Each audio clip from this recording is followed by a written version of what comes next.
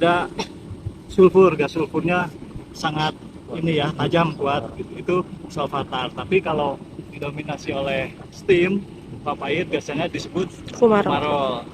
Fums itu kan, fums itu uap air. Terus selain fumarol, ini juga ada tapi sumber air panas nih, kelihatan keluar melalui rekahan ya, rekahan. Terus lihat kondisinya atau pengennya berapa nanti diukur. Cuman cara perlakuan pengambilan sampel, pertama ambil lewat gayung ya, melalui gayung, bersihkan dulu, masukkan ke sini, cuci, bilas supaya kondisi di sini dengan kondisi di gayung sama gitu ya. Setelah itu gayung, kemudian lakukan penyaringan. Tadi Pak sampaikan bahwa ya yang pakai saringan ada dua macam, ada yang filteringnya pakai milipor, kertas milipor namanya yang sudah langsung jadi, ada juga saringan biasa manual ya. Tapi standarnya sebetulnya yang pakai milipor, biasanya untuk air ukurannya 0,45 mikron ya, 0,4 mikron. Kenapa harus disaring? Pertama karena biasanya dalam air-air alam ini mungkin ada suspensi atau koloid. Nah, sedangkan tujuan kita adalah untuk menganalisis nantinya sampel airnya, betul-betul airnya gitu. Jadi terbebas dari koloid atau suspensi. Nah, sehingga salah satunya harus disaring. Kalau misalkan koloidnya masuk atau suspensinya masuk, maka konsentrasinya nanti akan bertambah tinggi. Ya, bertambah tinggi. Sehingga perlu disaring. Nah, setelah nanti disaring, biasanya dibagi dua untuk anion. Anion itu biasanya klorida, sulfat atau bikarbonat. Itu dipisahkan dengan untuk analisis logam-logamnya. Caranya yaitu dua botol itu terpisah, yang satu diasamkan, yang satu tidak, hanya penyaringan saja. Tapi dua-duanya tetap disaring. Nah, kenapa perlu diasamkan? Diasamkan biasanya oleh asam nitrat, ya, oleh asam nitrat dan bukan oleh asam-asam yang lain. Kenapa? Supaya asam nitrat, bukan HCl, bukan asam sulfat, karena kalau asam nitrat kan dia komposisinya kan asam dan nitrat, NO2 itu zat organik gitu ya, nitrogen kan, asalnya nitrogen kan, N. Tapi kalau klorida atau sulfat itu di alam sangat banyak, apalagi di air panas. Tapi kalau diasamkan dengan asam sulfat atau asam klorida, dia akan menambah konsentrasi. Gitu. Sehingga harus diasamkan dengan asam nitrat. Nah, biasanya pH-nya itu disetting sekitar 2, pH-nya sekitar 2. Nanti pakai ini aja, ketat lakmus, tidak perlu harus teliti, tapi kurang lebih harus 2. Kenapa harus pH 2 diasamkan? Pertama, supaya kondisi larutan kation-kationnya ini tetap dalam kondisi terhidrolisa ya, artinya dia akan sebagai kalsium, sebagai natrium, sebagai besi gitu, dia akan selalu dalam kondisi terhidrolisa gitu ya. Nah, keduanya mencegah agar dia tidak terabsorpsi ke dalam gelas atau plastik. Gitu. Biasanya dia akan terabsorpsi ke dalam gelas atau plastik, sehingga ada beberapa unsur yang akan terserap, misalkan silika akan terserap dan lain sebagainya. Yang ketiganya apa? Yang ketiganya kalau tidak diasamkan, untuk mencegah terjadinya dia mengendap dalam kondisi temperatur yang lebih dingin ketika dibawa ke laboratorium, karena ada beberapa senyawa mungkin setelah pulang nanti akan berwarna coklat, misalkan terutama besi kan gitu ya, besi, aluminium, magnesium, dia akan membentuk endapan pada kondisi temperatur dingin. Nah, salah satu caranya yaitu dengan pengasaman itu. Oke? Jadi kami sudah ada di Kawah Kamojang. Nah, di sini tuh kami akan melakukan sampel air berupa anion, kation, dan juga isotop. Nah, sebelum melakukan sampel itu, kita mau mengukur dulu nih suhu udara di sini tuh berapa sih dalam keadaan normal. Nah, dan kita mencari tempat yang lumayan jauh dari sumber kawah, karena kan kita mau cari suhu normalnya berapa. Nah, untuk penjelasannya akan dijelasin sama Melinda. Nah, oke. Jadi sebelum kita melakukan pengukuran temperatur, yang pertama itu kita lihat dulu di alatnya ini ada sensor. Jadi di sini kita bisa tahu temperatur di sekitarnya itu berapa, bisa dilihat. Jadi temperaturnya itu sekitar 22,6 derajat Celcius. Nah, jangan lupa dicatat juga ya data yang didapat di lapangan. Teman-teman lagi ngapain sih di sini? Oh iya, jadi selanjutnya setelah kita sudah mengukur temperatur udara, sekarang selanjutnya kita bisa langsung mengukur temperatur dari sumber mata air panas yang ada di sini. Nah, di alat ini dapat sensor. Sensornya itu dimasukkan ke air. Catatan, sensornya dimasukkan ke air bukan ke tanahnya. Karena kita pada dasarnya mengukur temperatur setidaknya. Boleh. Jadi gini caranya ya. Di sini kita lihat air panasnya di sini. Itu jangan kita tutup seperti yang tadi dijelaskan, jangan langsung tutup ke tanahnya, tapi kita cukup di airnya saja.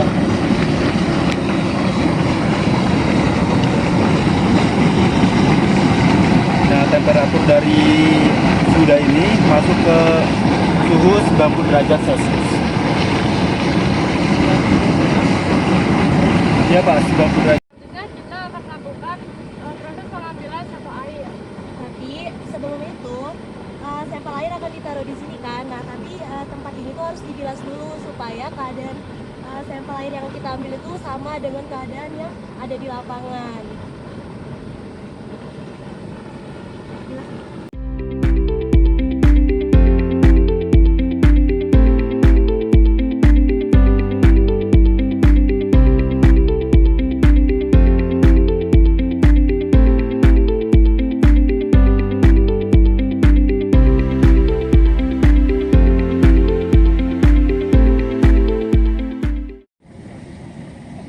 Nah, teman-teman, setelah kita mengambil sampel air, kita akan mengukur pH sampel air tersebut.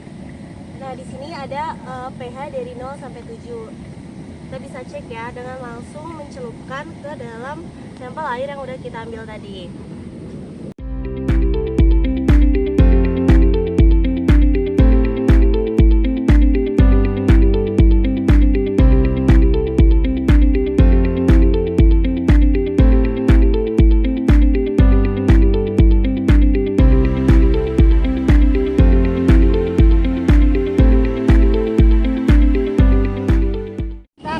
Pengukuran TDS, pH, dan juga konduktivitas pada sampel yang sudah kita dapatkan. Selanjutnya akan dijelaskan oleh rekan saya.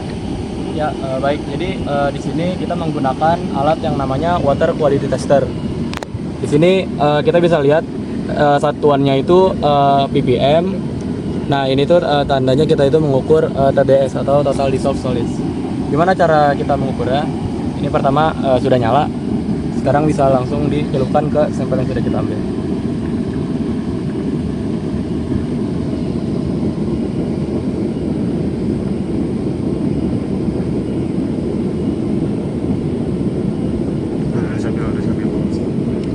Ya, dapat kita lihat di sini untuk TDS dari sampel air yang sudah kita ambil itu berkisaran 260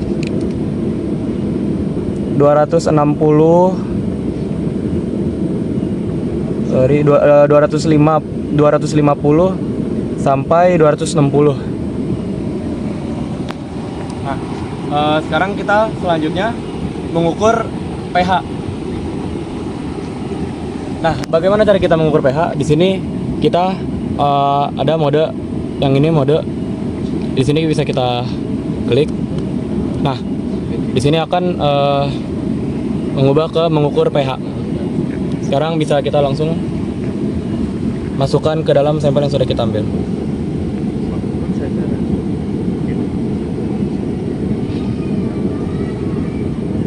Nah, ini dapat kita lihat kalau dari sampel yang kita ambil menunjukkan pH 6,83. Pengukuran yang terakhir adalah kita pengukuran konduktivitas.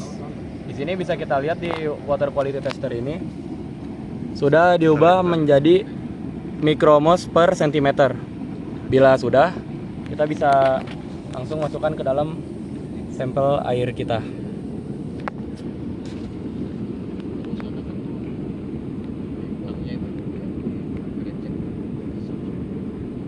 Nah, ini bisa kita lihat hasil dari konduktivitasnya ini adalah 490. Selanjutnya, setelah pengukuran TDS, pH, dan konduktivitas, kita bakal melakukan penyaringan dari sampel air ini. Nah, sebelum disaring kita harus menstabilkan dulu si suntikannya ini dengan cara membilasnya dengan sampel airnya. Cukup dilakukan 3 kali saja.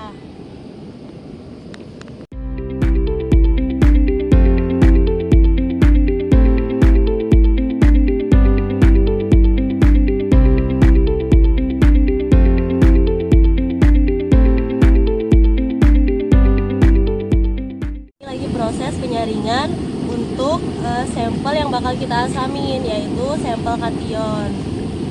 Nah, supaya cepat kita menggunakan 2 saringan.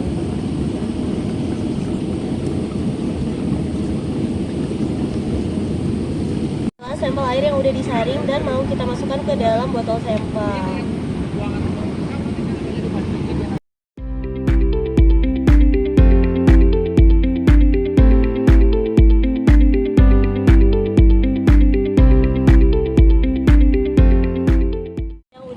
Tadi kita langsung masukkan ke dalam botol sampel. Nah, air yang di dalam sini tuh merupakan sampel yang tidak diasamkan. Nah, kita juga butuh sampel air yang diasamkan dengan cara menambahkan asam nitrat dan sampai pH-nya menyentuh pH 2 dan kita bisa mengetesnya dengan universal test paper ini. Boleh langsung dituangkan asam nitratnya. Oke. Jadi ini asam nitrat ya.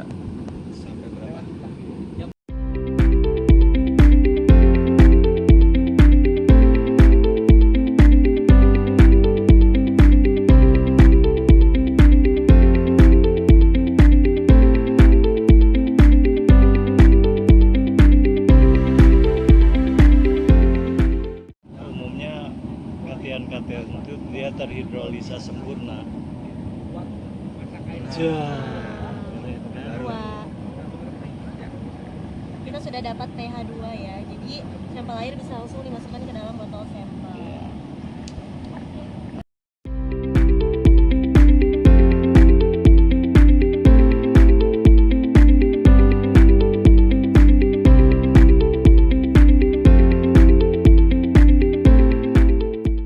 Kita bakal melakukan sampel di mata air dingin.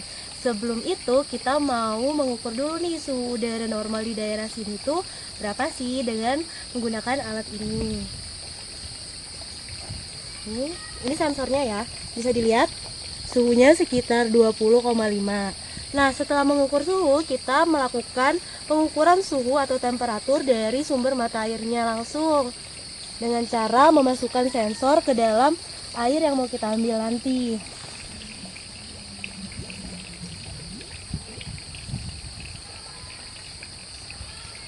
Nah, bisa dilihat bahwa air ini memiliki suhu atau temperatur sebesar 19,7 derajat Celcius. Kita akan melakukan sampling di mata air dingin. Nah, yang pertama tadi kita sudah melakukan pembilasan pada medianya supaya tidak terkontaminasi dengan zat lain. Langsung kita ambil.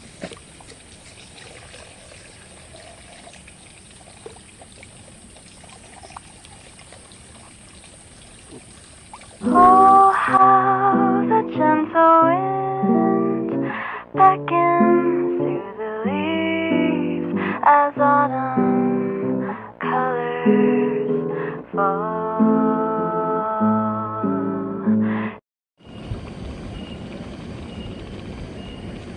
Yang bakal kita lakuin adalah menyampling hasil dari batuan yang udah teralterasi. Nah, bisa dilihat nih teman-teman di sini batuannya berwarna abu-abu. Nah, bisa diketahui juga bahwa daerah Kamojang ini merupakan suatu kaldera Kamojang yang endapannya itu berupa endapan vulkanik. Nah, endapan vulkanik ini berwarna abu-abu berarti didominasi oleh andesit.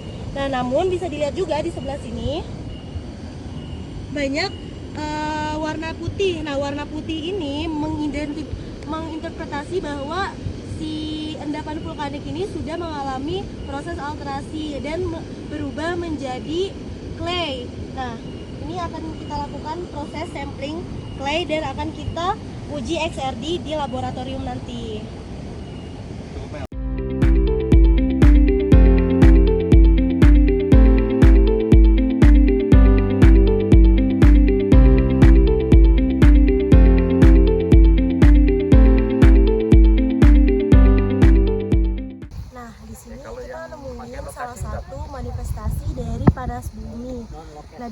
lihat di sini ada tanah panas yang kalau misalkan digali itu tuh bisa keluar uap.